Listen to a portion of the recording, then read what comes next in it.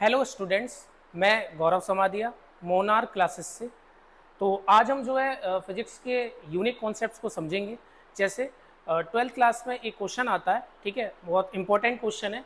ठीक, तो क्वेश्चन क्या है कि अगर किसी वायर की लेंथ को इंक्रीज करते हैं या डिक्रीज करते हैं तो उसका टोटल वॉल्यूम जो होता है बेटा वो कांस्टेंट रहता है।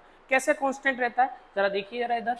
जैसे मान के चलिए कि एक वायर है, ठीक है, जिसकी लेंथ मैं एज्यूम कर लेता हूँ बेटा एल।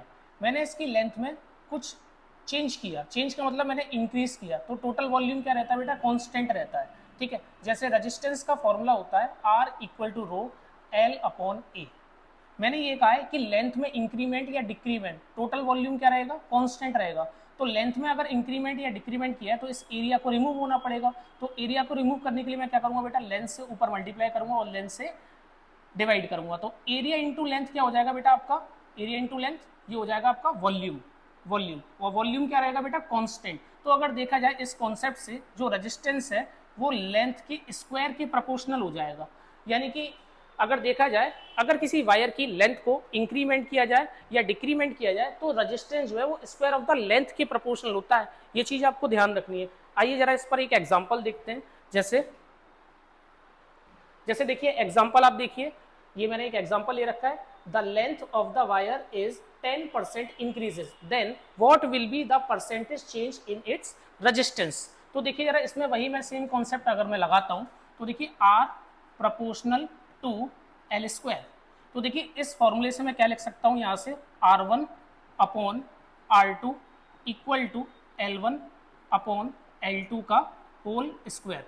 तो R1 is initial resistance, R2 is final resistance and then L1 is initial length और L2 is final length। देखिए कभी भी अगर परसेंटेज चेंज के कोई भी क्वेश्चंस आते हैं तो हम वायर की जो लेंथ होती है इनिशियल लेंथ को लेकर के चलते हैं 100%।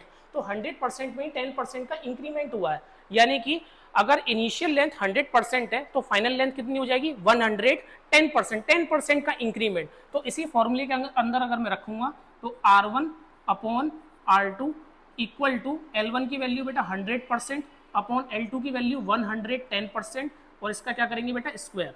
तो जीरो से जीरो कट जाएगा, स्क्वायर अगर हम कर लेंगे इसका तो R1 upon R2 equal to 10 का स्क्वायर कितना आ जाएगा बेटा 100 अपॉन, और 11 का स्क्वायर कितना हो जाएगा बेटा 121। तो R1 की वैल्यू आप देख रहे हैं 100 हो गई रेजिस्टेंस की, और R2 की वैल्यू कितनी होगी 121। तो यानी कि इंक्रीमेंट मेरे से पूछा है percentage change in its resistance. तो पहले 100 था, बाद में 121 हो गया, तो कितने परसेंट का इंक्रीमेंट हुआ है बेटा 21%। तो 21% is the final answer. Thank you.